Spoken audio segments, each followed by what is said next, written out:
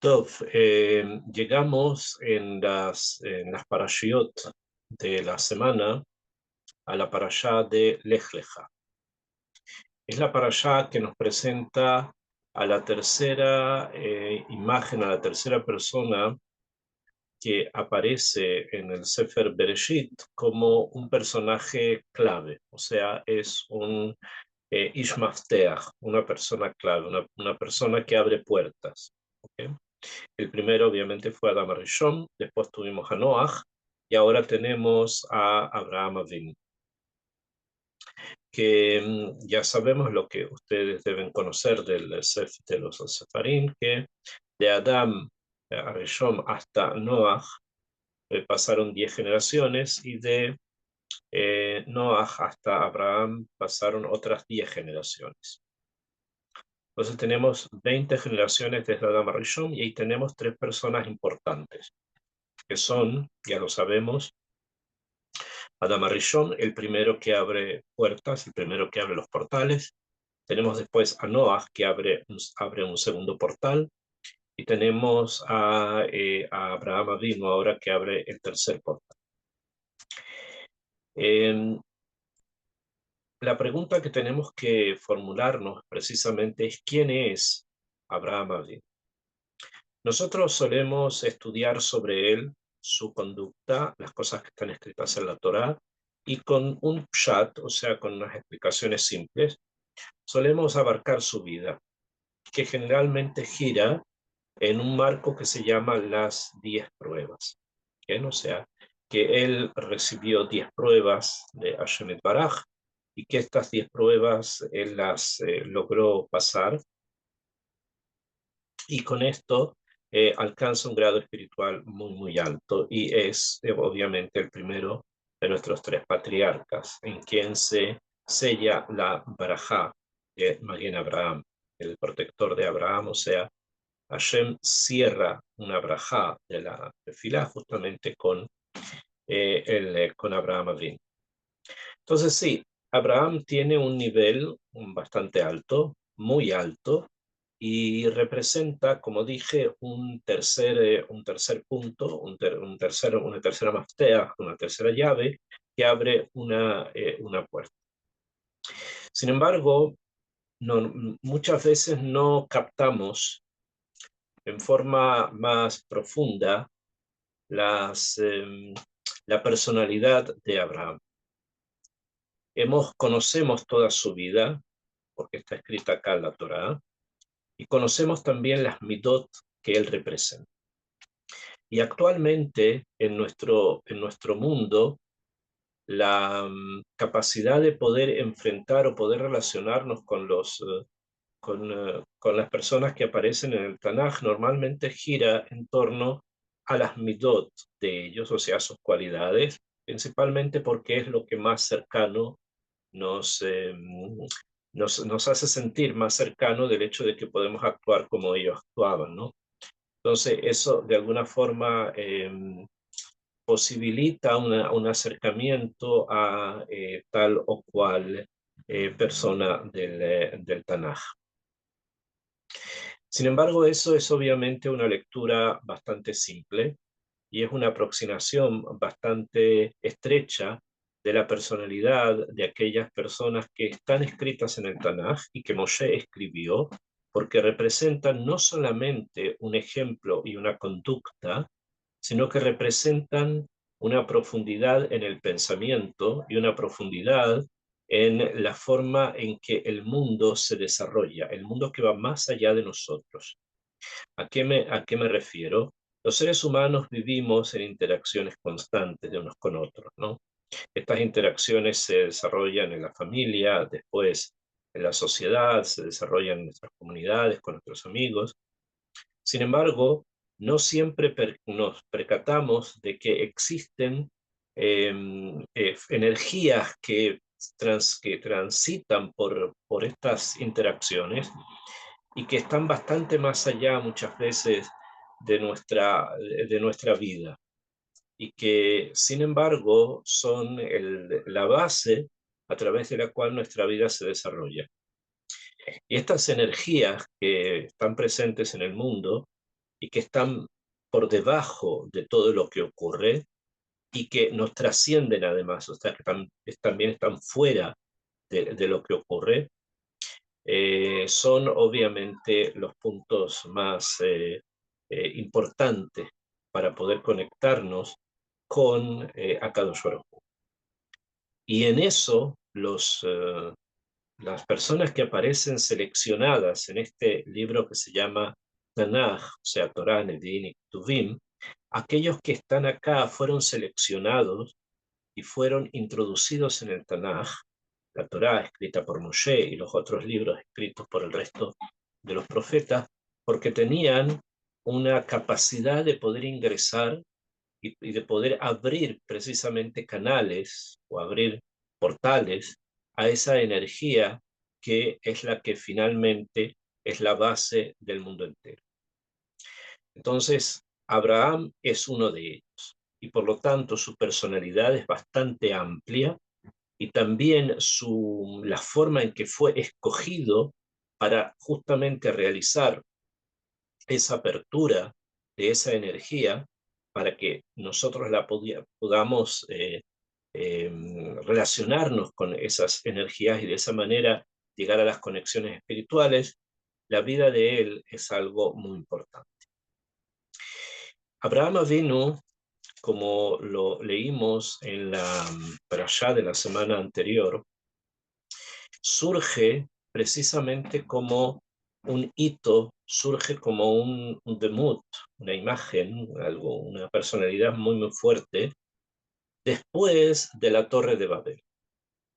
O sea, después de que hemos estudiado en la parashá anterior de Noah, esto de que, como dice el capítulo 11, en el versículo 1, y era toda la tierra un solo idioma y unas solas ideas, y así fue que ellos viajan, llegan a un lugar, quieren no perecer en un diluvio, para eso construyen una torre dentro de una ciudad, que quiere llegar al cielo, etcétera, etcétera, todo lo que ya conocemos después, la confusión de las lenguas, los idiomas. A partir de ese momento, donde la humanidad de alguna manera tiene un quishalón, tiene un fracaso muy grande, en una forma de poder estructurar su relación con Hashem, fracasan y se estructura en forma de antagonismo, o sea, como un enfrentamiento y no como una sumisión, aparece Abraham Avinu en la escena de la historia.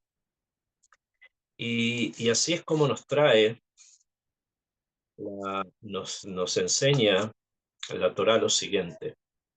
En la parashá anterior, en el capítulo 11, dice, Vaihi, y vivió Nahor Tesha Be'esrim Shana Beyoled et Taraj. Y Nahor, que era el padre de Teraj, vivió esta cantidad de años y engendró a Teraj. Vayehi Nahor Aharei Olido et Teraj.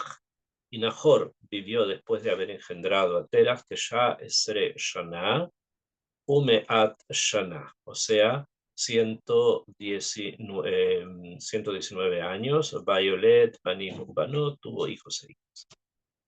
Y aquí, en la última parashá, en el Sefer Torah, esto está escrito en una parashá.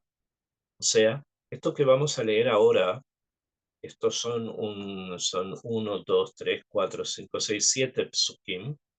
Estos 7 psukim constituyen una unidad. O sea, son lo que se conoce como parashá en la Torá, son secciones que van entre parashiot que son o abiertas o cerradas. En un momento también tenemos que explicar eso, pero acá se centra en una parashá la historia de Abraham y su familia. Y esto obviamente es muy importante para entender cuál es la base, cuál es el marco desde el cual el patriarca va a surgir. Dice la Torá así, Vayehi terach 70 shana, vayoled et Abram et Nahor be'et Haran. Ahora Terach, el hijo de Nahor, él engendra cuando tenía 70 shana, cuando tenía 70 años, engendra a Abram, todavía se llama Abram, sin la G, que Hashem va a agregar después. Engendró a él, según lo que la Torá nos enseña, es el hijo mayor. Después a Nahor, que se denomina con el mismo nombre de su padre, Nahor, de Et Haram, y a Harán, o sea, habla de 3 hijos varones. Y después dice, Bele toldot Terach, Terach olid et Abram, Terach engendró a Abram, et Nahor bet Harán, de Aram olid et Lot. Y al parecer, uno de los primeros en casarse, Harán, y el tercer hijo, y él fue el padre de Lot.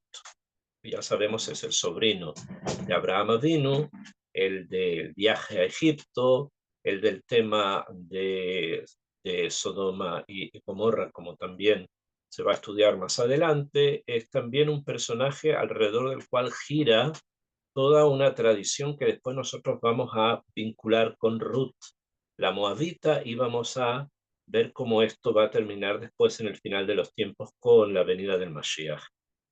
Por lo tanto, la aparición de Lot aquí, en este momento, nos quiere indicar algo, nos quiere señalar algo, quiere fundar algo, o sea, es una aparición fundacional, viene a fundar algo, a poner algo. Bayamot Haran, y dice Bayamot Haram al Peneitera, Haviv de Eretz Moladato, Beur Kasdim, y Harán muere cuando su padre, Terach, todavía estaba vivo, en donde en algo, entre comillas, que se llama Ur-Kasdim. Ur-Kasdim tiene 2 definiciones. Se conoce como Ur, como el lugar, Ur de los Kasdim. Kasdim es un pueblo, los caldeos, un pueblo que vivía en la Mesopotamia, donde en la Mesopotamia habían 2 grandes pueblos que vivían ahí.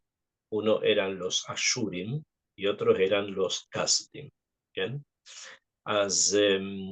Entonces hay un lugar al parecer que se llama Ur, que pertenece a este pueblo de los Kasdim, y allí es donde Aram muere. Sin embargo, Ur en hebreo también significa fuego. Ur es fuego, y se lo vincula con algo que se llama el Ur, el fuego de los Kasdim, de los caldeos, y de aquí surge una tradición, o tenemos una vinculación de estas palabras con la tradición que Abraham Avinu fue cuestionado en algún momento su lealtad, se cuestionó su lealtad a los dioses de los Kasdim, a los dioses de los caldeos, y él ya estaba en un camino distinto, ya estaba al otro lado, y obviamente no acepta el politeísmo. Por lo tanto fue condenado a morir en una hoguera, en el fuego de los Kasdim, el fuego de los caldeos, y se salva por una acción milagrosa, por un milagro se salvó del fuego de los Kasdim, y fue preguntado su hermano Harán sobre lo mismo, si él era fiel o no al politeísmo, y al ver que Abraham se había salvado, entonces él también decide decir que él es fiel a otro camino, al camino de Abraham. Sin embargo, Harán no se salva. Este midrash del Ur-Kasdim, como el fuego de los caldeos, es otro de los puntos en la vida de Abraham Avinu que deben ser investigados y deben ser profundizados. Simplemente la aparición del Ur-Kasdim, o sea, del fuego de los caldeos, e incluso esto es tomado como uno de los nisionot, o sea, una de las pruebas por las que Abraham Avinu tiene que pasar, es bastante, digamos, profundo el hecho que el Ur-Kasdim, al ser un nisayón, o sea, al ser una prueba, nos remite a precisamente qué es lo que se quiere probar y cuál es la forma de manifestar la prueba. Si la prueba es, o sea, preferir ser arrojado al Ur de los Kasdim, o sea, al fuego de los caldeos, no importando lo que ocurra posteriormente, o sea, si es que la persona es salvada milagrosamente por el único Dios, eh, o siendo esa precisamente la manifestación de lo correcto, de lo que tiene que ser, entonces entendemos lo de Abraham vino, se arroja y Hashem lo salva. Sin embargo, si entendemos que la prueba del Ur-Kasdim no está relacionada con la Totzá, no está relacionada eh, con lo que deriva de ello, con lo que sale de eso, que es que una persona se salve, porque el único Dios le va a hacer un milagro, sino que está relacionado con la intención con la cual una persona prefiere ser arrojada al Ur-Kasdim antes de renegar del único Dios. Y en ese caso, dos fueron arrojados al fuego de los Kasdim. Uno fue Abraham Avinu, que se salvó, y otro fue Harán, que muere. Entonces, desde un punto de vista externo, sin saber el Midrash, en el cual había una itlaptut, había una duda en Harán, lo que podía ocurrir. Sin embargo, si miramos únicamente la forma externa en que esto se ve, vamos a llegar que la prueba del Urcasting finalmente no termina siendo una prueba, porque el 50% se salva y el otro 50% no se salva. Entonces, desde un punto de vista de un espectador, quedamos en lo mismo, uno sí y otro no. O sea, esto vuelve a poner el punto prácticamente en el punto inicial. O sea, es posible, ¿cómo que no es posible? ¿Eh? No es algo mojetz, no es algo absoluto, porque si ambos se hubiesen salvado, entonces la conclusión del Ur-Kasdim hubiese sido completamente un Kiddush Hashem completo de una absoluta evidencia que hay un solo creador. Pero no fue así. Entonces, este punto, obviamente para Abraham vino el haber sido arrojado, esa era su intención, no estaba en sus cálculos lo que podría pasar después. Hashem lo salvó. En cambio, Harán sí tenía en cálculos lo que pasó con Abraham después, o sea, la conclusión, el hecho de que esto tenía que, de alguna manera, salvarlo, y de esa manera todos van a entender que él es del kibún, del arutz, del canal de Abraham. Y esto no ocurre. Entonces, él muere. Sin embargo, de todas maneras hay en su actitud una cierta forma de entender lo que se llama morir al Kiddush Hashem, finalmente, y eso va a llevar a que su alma posteriormente va a presentarse nuevamente en nuestra historia espiritual a través de alguien bastante importante en el futuro. Sin embargo, si continuamos con y Lot queda, Lot queda vivo. Una gran pregunta es por qué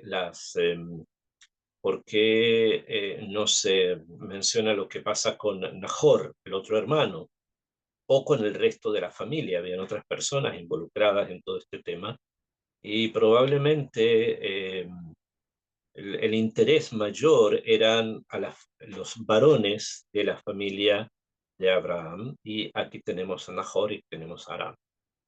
De Nahor no se habla porque probablemente desde un principio él no estuvo dispuesto a pasar la prueba y pensó que se seguía con el tema del politeísmo. Este es algo como para poder ingresar simplemente al entendimiento de lo que ocurre en ese momento con ese hito. Y es por eso que está mencionado acá, y la palabra Ur-Kasdim, como les dije, tiene estas dos posibilidades de ser explicadas.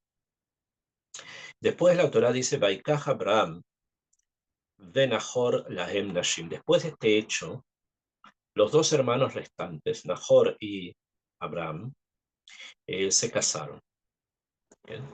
El nombre de la mujer de Abraham fue Sarai, que en hebreo quiere decir princesa, Sarai.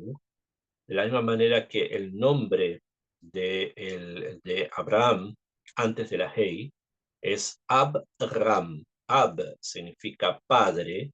En los idiomas del momento, la palabra padre no solamente significa progenitor, como se entiende hoy, sino que también significa en cierto sentido maestro, alguien que enseña, alguien que comunica, que dirige.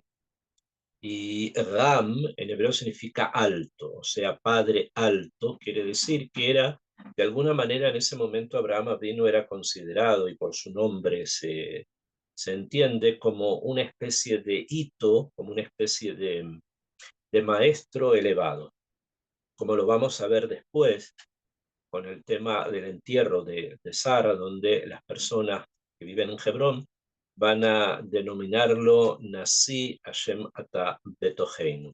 Lo van a denominar Nasi, lo van a denominar, hoy día esa palabra significa presidente, pero Nasi significa nube, o sea, alguien elevado. O sea, la idea esa que ya está presente en la Mesopotamia con respecto a la personalidad de Abraham como alguien elevado, va a seguir presente cuando él esté aquí también en Eretz Israel.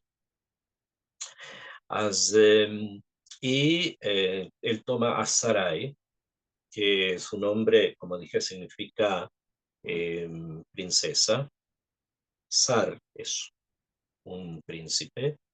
Sarai, la terminación femenina del antiguo hebreo, Ai. Beshem Eshet Nahor, y el nombre de la mujer de Nahor, Milca. Era Milca, que Milca son las palabras o sea, son las letras de la palabra Malca, que significa reina.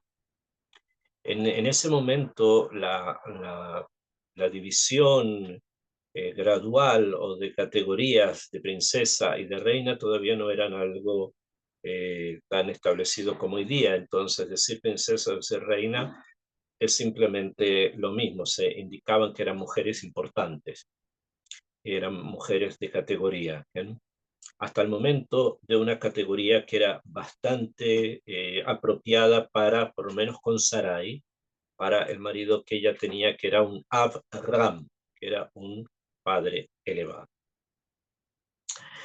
Y Milca, siendo ella la mujer de Nahor, nos enseña además la Torá que era la hija de Harán, que era el padre de Milca y el padre de Isca. O sea que Harán, el que muere, por el tema del Ur-Kasdim, él era padre, progenitor en este caso, de dos mujeres, de Milca, que termina siendo la esposa de uno de sus hermanos, y de Isca, que según nuestra tradición, Isca y Sarai son la misma persona, son la misma mujer. Isca y Sarai. Isca también tenemos por profesor, o sea, por tradición, sabemos que la palabra Isca significa Nesija, princesa. ¿Bien? O sea, alguien que fue ungido de alguna manera para un cargo especial o para una dignidad especial. En este caso no hay cargo, sino dignidad. Entonces, entendemos que las mujeres mencionadas acá son mujeres que tienen una categoría especial, que se las considera que tienen una elevación especial, y eso obviamente es bastante apropiado para los maridos que ellas tienen, simplemente, por lo menos con el tema de Abraham. Con respecto a Nahor, vamos a ver después de que esta dignidad se va a presentar en la descendencia de Milca, que finalmente va a mantenerse dentro de la misma familia. Continúa la Torá y nos dice, Baikach Terach, Vatehi Sarai Akara, perdón, tenemos otro punto más que también hay que hablar bastante sobre eso. Vatehi Sarai Akara en la Balat. Y dice acá la Torá que Sarai era estéril en la Balat y que no tenía hijos. Ser estéril quiere decir no tener hijos. Entonces, ¿para qué lo repite? Porque hay acá una forma de expresar que era como doblemente estéril. O sea, que era muy estéril. ¿Qué significa siendo muy estéril? O se es estéril o no se lo es. ¿Para qué lo tiene que acentuar? Entonces hay sobre eso tradiciones que nos enseñan que no solamente que no podía dar a luz, sino que tampoco no tenía régimen, o sea, no tenía matriz. Por lo tanto, hay una profundidad en el tema de Sarai con respecto a eso, de que ella era estéril. Akshav, esto continúa construyéndose y hay más pensamientos con respecto a lo que está escrito aquí. ¿No? Continúa un poco más la Torá y dice, después de que enseña de que Sarai era estéril, nos dice la Torá finalmente, casi al terminar de la parashá anterior, Vaikach Terach et Abram, Beno, y tomó Terach a Abram, su hijo, de et Lot, Ben Harán, Ben Beno, y a su nieto, Lot, Bet Sarai Calató, y a Sarai, que era su nieta y además su nuera, Eshet Abraham, la mujer de Abraham Beno, Vayetzu Itan Meur Kasdim, y salió de Ur Kasdim, o sea, salió de este lugar. Entonces, pueden decir, bueno, obviamente es Ur Kasdim, o sea, es el lugar geográfico, aunque probablemente del lugar donde se encontraba este fuego de los Kasdim. La Leje Tarza Knaam, ¿para ir a dónde? Para ir a la tierra de Canaán. O sea, ¿a dónde iban a llegar? O a dónde Terach quería llegar, a la tierra de Canaán. Vayabou at Harán, y lograron llegar, o sea, en el camino, llegaron hasta Harán, Vayeshbusham, y se asentaron allí. Harán queda en lo que hoy día sería conocido como el norte de Irak, entre Irak y Siria, más o menos en esos lugares, cerca del Kurdistán. Y ahí se quedan, pero la intención de Terach era llegar a la tierra de Canaán, y entonces tenemos que realmente preguntar cuál era el interés de Terach de llegar a la tierra de Canaán. Él no llega finalmente, sino que muere en el camino, muere ahí en Harán, como dice después la Torá. Cuando tenía 205 años, muere Terach en Harán. Si ustedes también perciben, los que salen del Ur Kasdim es Terach, probablemente su esposa estaba viva o no, la madre de Abraham, con la familia de Abraham, no con la familia de Nahor. La familia de Nahor no está escrito aquí que salió con ellos, sino que sale solamente la familia de Harán, o sea, de Abraham, más los hijos que son el nieto y la esposa de Abraham, que digamos serían los descendientes de Harán, faltando una, que es Milca, que es la esposa de Nahor, que no está escrito aquí que salió junto con él. Después, sin embargo, vamos a encontrar, más adelante en la escritura, vamos a encontrar que Abraham vino va a mandar precisamente cerca de Harán, por Aram, Naharaim, por los lugares más arriba de la Mesopotamia, va a mandar a Eliezer a buscar un shidduch para su hijo, o sea, una mujer para su hijo Yitzhak, precisamente a la familia de Nahor. Bien, quiere decir que la familia de Nahor probablemente quedó entre uno y otro lugar. Pero eso es un tema que conviene ver después. Acá el punto está en lo siguiente. ¿Por qué le interesó a Terach ir hacia la tierra de Canaán? ¿Y por qué tomó precisamente a Abraham y su familia, incluyendo a su nieto, para llegar a esa tierra? Esto es mucho más evidente cuando vemos después en la parashá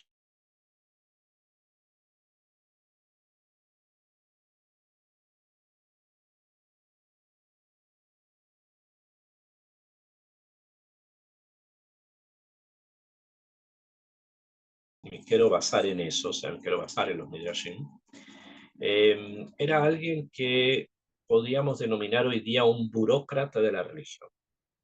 O sea, era una persona que la espiritualidad, la religión, todo lo que tenga que ver con el espíritu, ¿no? Con aquello que no es necesariamente lo más formal, digamos. Para él era un negocio. O sea, para él era algo que se podía sacar de su provecho. Él vendía ídolos a pesar que no creía en ellos.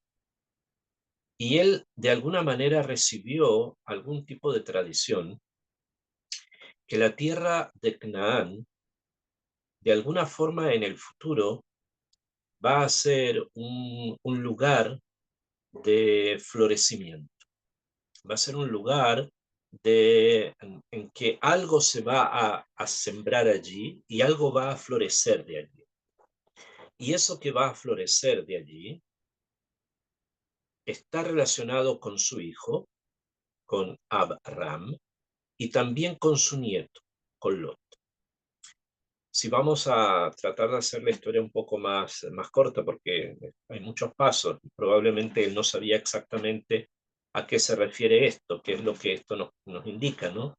Pero debido a que él era hijo de quien era hijo y descendiente de quien era descendiente hasta Noah y antes de Noah hasta Adam Arishon, entendemos entonces que hay un kivun, hay una dirección en el pensamiento en el que de alguna manera Terach tenía alguna idea general sobre algún momento en la historia en que algo va a cambiar radicalmente. Y esto que va a cambiar radicalmente lo, lo percibe como proveniendo de Abraham, su hijo, y proveniendo de Lot, su nieto, que es descendiente del otro.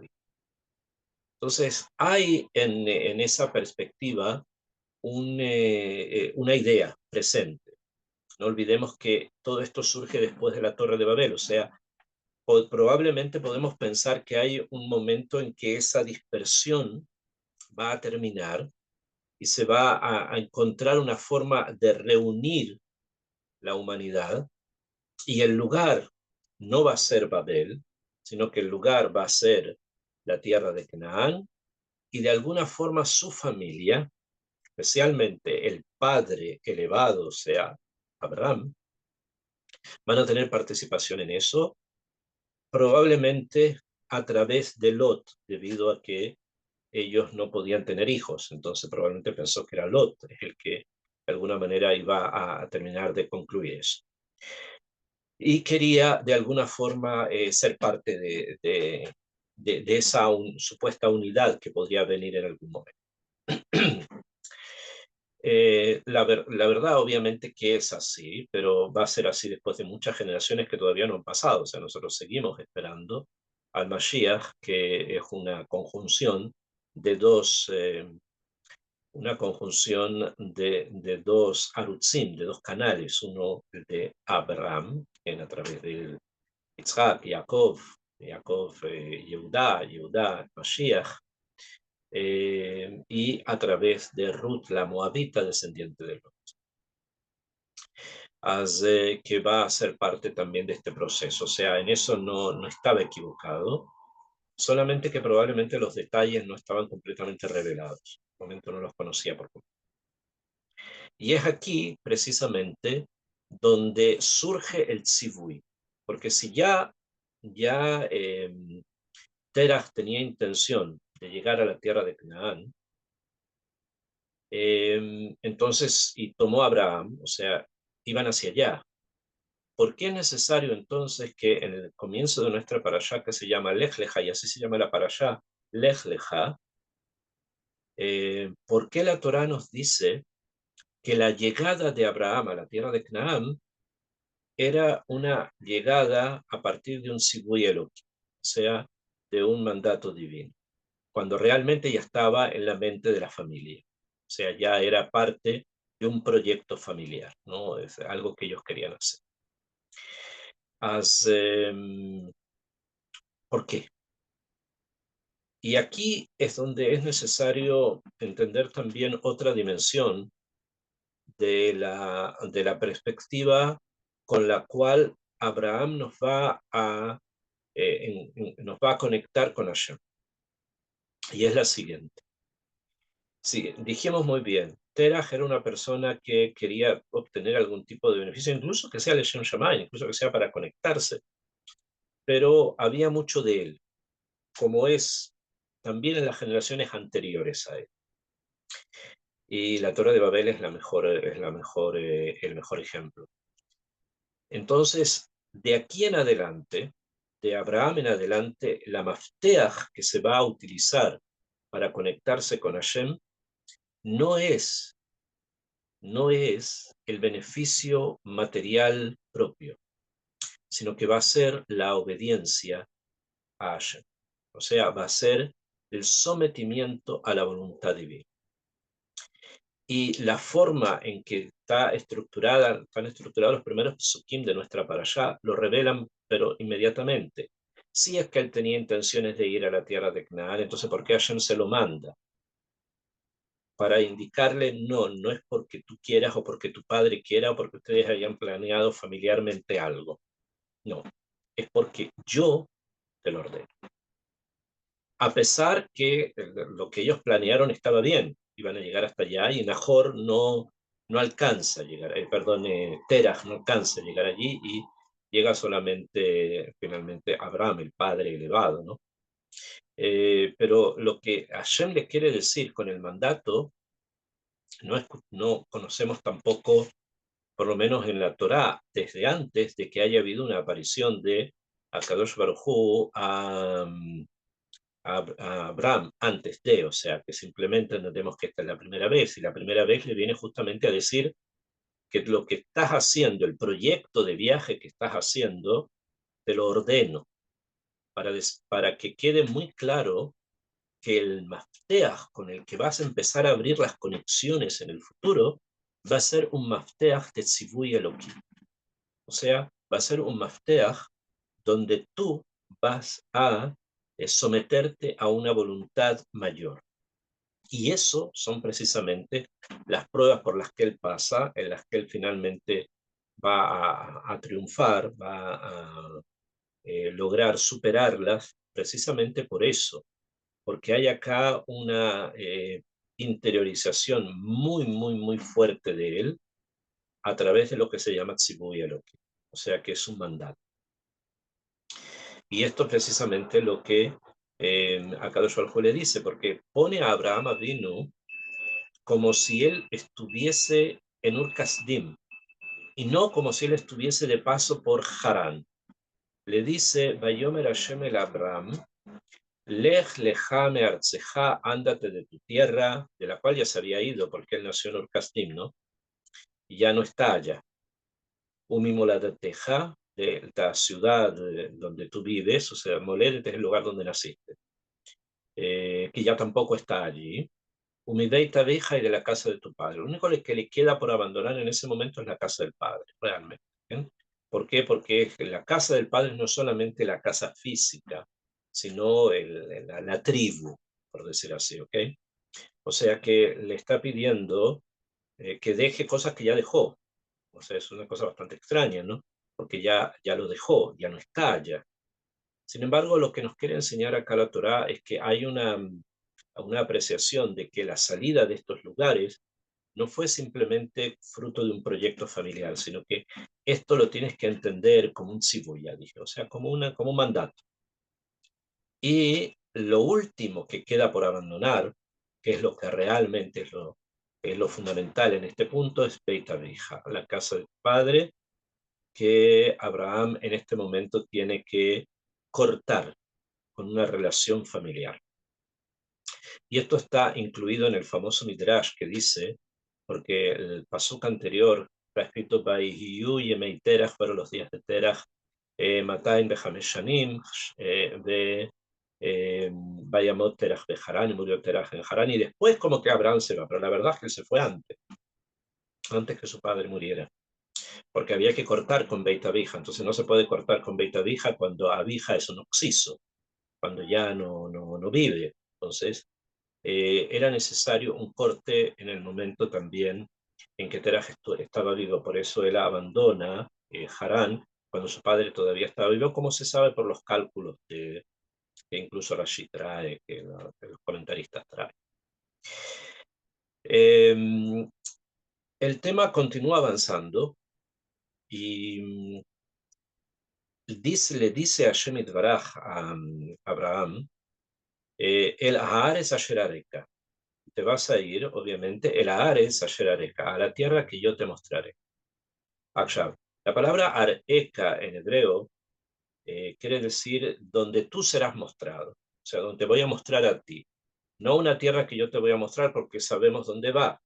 En, simplemente el Sibui viene a recalcar que esto que se está haciendo es por un mandato divino. Pero el tema de la tierra es algo que precisamente eso es la respuesta a lo que habíamos preguntado anteriormente con respecto a Terah, que quiere ir a la tierra de Canaán, probablemente sin tener demasiado los detalles del por qué, pero había algo allí que lo atraía, no podemos, le hacía, no podemos señalar exactamente qué, pero ahora la Torá nos lo revela, porque es en la tierra donde Abraham va a ser mostrado. Y eso qué quiere decir, o sea, el lugar donde esté va a, va a ser mostrado en el sentido de que yo puedo ver que él está allí. Pero ¿qué significa esto entonces que es la tierra donde vas a ser mostrado? Le dice inmediatamente lo que eso significa. Le dice, Ve'esja legoy gadol, te voy a hacer un gran pueblo. Ve'abarejeja, te voy a bendecir. Beagadela shemeja, voy a aumentar, a hacer grande tu nombre, tu fama. Veheye beraja, y tú te transformarás en una bendición. Aparece muchas veces la palabra bendición, si ustedes se fijan, pero sin embargo hay tres abstajot, hay tres promesas, entre comillas, que Abraham va a recibir por este periplo, por este viaje. Uno es Goy Gadol, o sea, gran pueblo, que quiere decir que va a tener una abundante descendencia.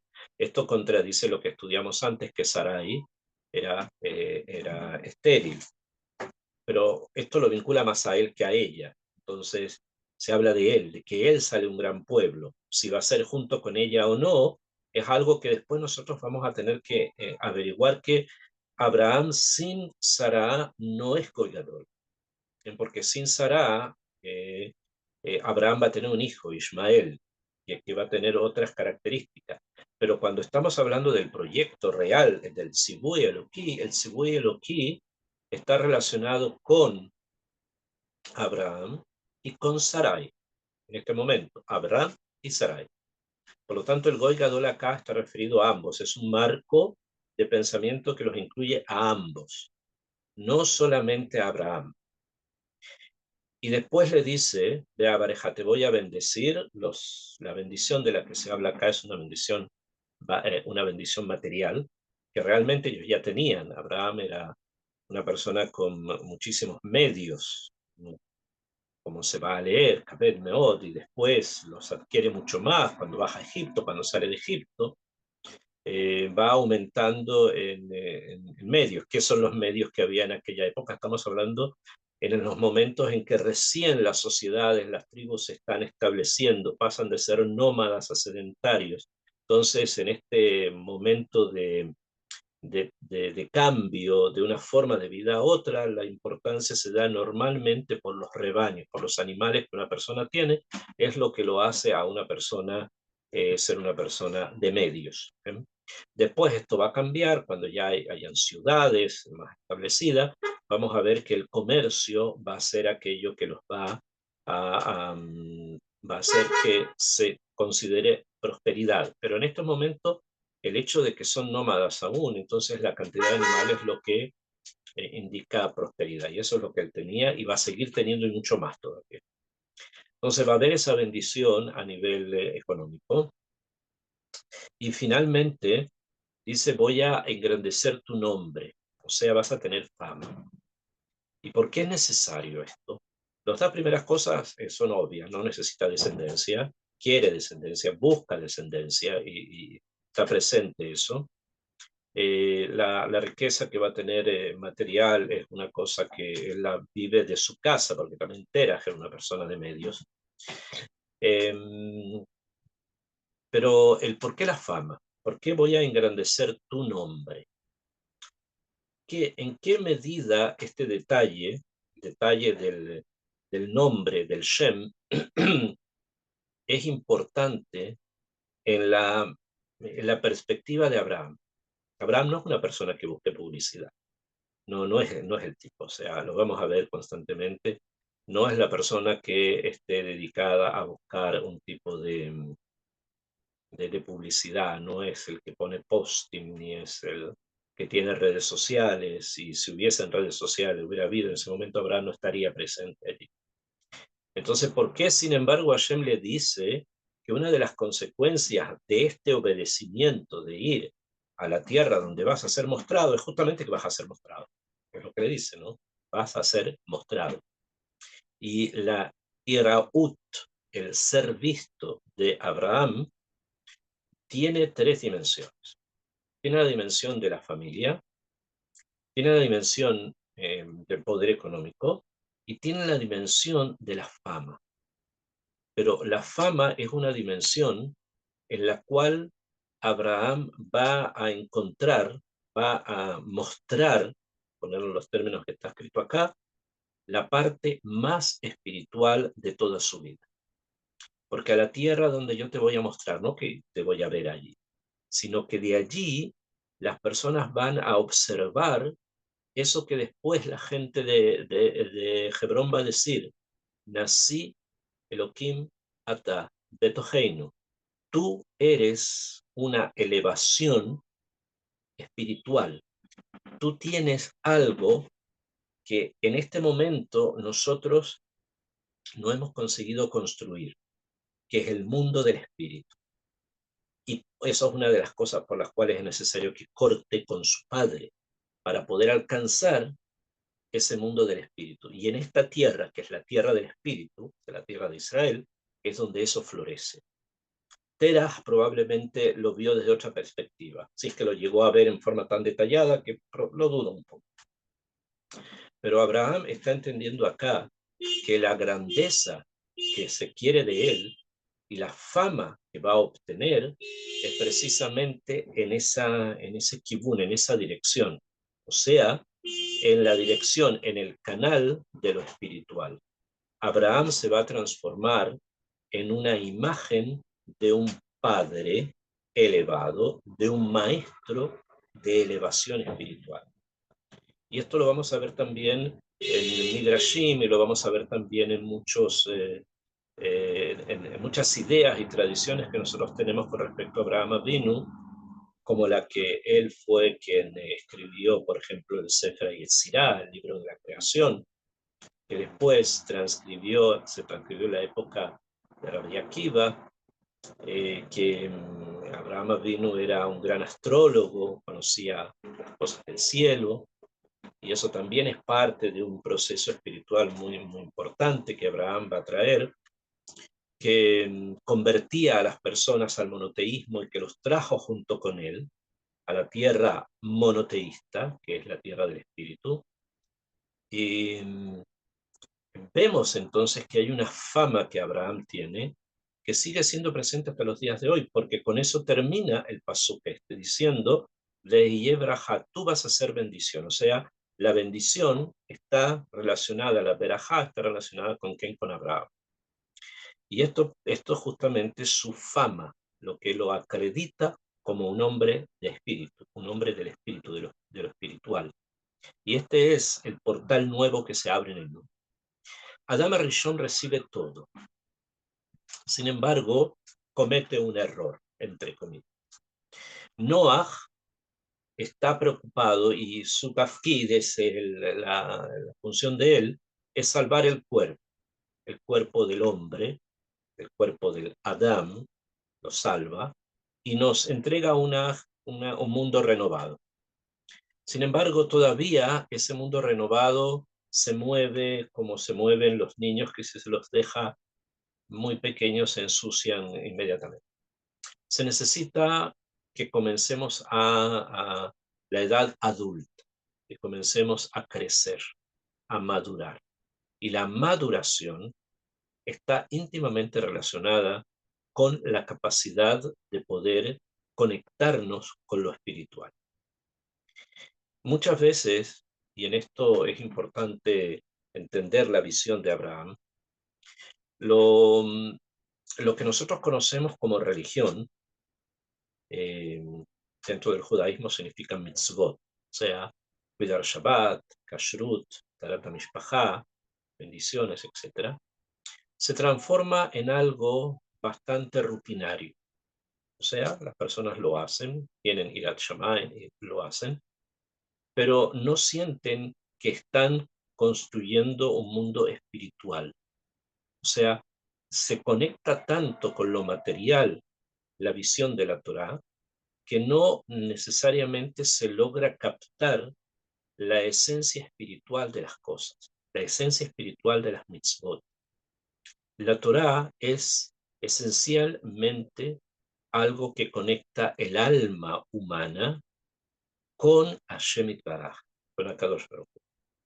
Y eso comienza ahora a presentarse. Eso se da en la tierra de Israel. Pero hay que estar muy, pero muy atentos a cómo la tierra habla para poder entender justamente ese espíritu.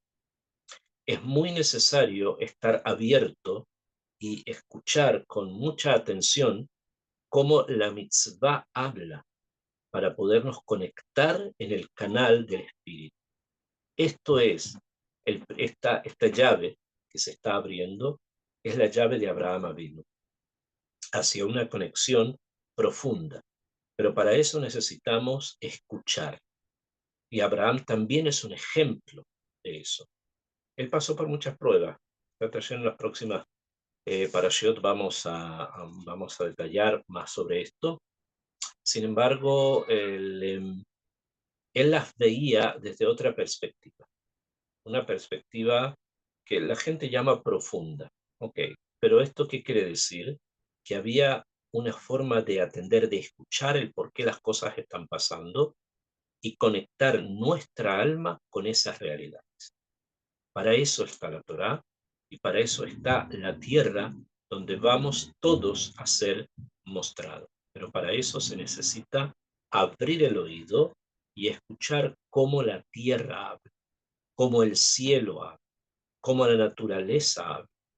Porque a través de todos esos canales, Akadosh Baruj Hu nos está comunicando las mismas cosas que le comunicó a Abraham Avinu y que nosotros, que somos un receptáculo mucho más pequeño, obviamente, las recibimos en Zerampin, o sea, las recibimos de manera mucho más reducida.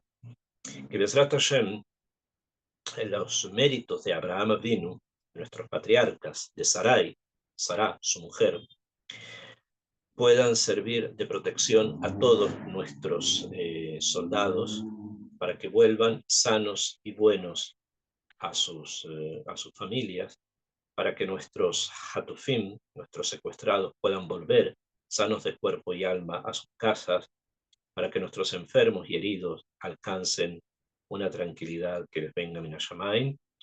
Y además dedicamos esta clase Leilun Ishma para la elevación espiritual del alma de Sarabat Abraham Avinu. Que Bezrat Hashem, Akadosh Baruj Hu, nos entregue a todos nosotros fuerzas para continuar y una capacidad de escuchar, porque todo el universo está hablando, todo el universo nos está hablando. Que tengan una excelente semana.